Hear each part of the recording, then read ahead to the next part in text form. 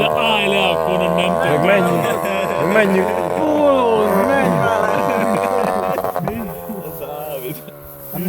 már! Dávid milyen okos. Megbukta. Nem, majdnem 4-es lesz a vizsgája a D-kel. Véletlen volt. Nem lesz jó, ha nem fogunk rakni.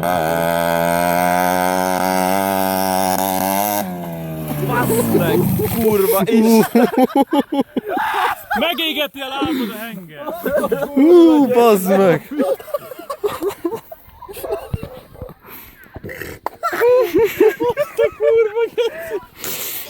Nem lesz bajod a blokkal. Mi? Nem. Én gondoltam, hogy a következő lett volna, hogy leugrasz, így elkezdtél volna nagyon gyorsan futni, és akkor fejjel elő. Még ez a jobbik eset. Ez jó volt. Bassz meg.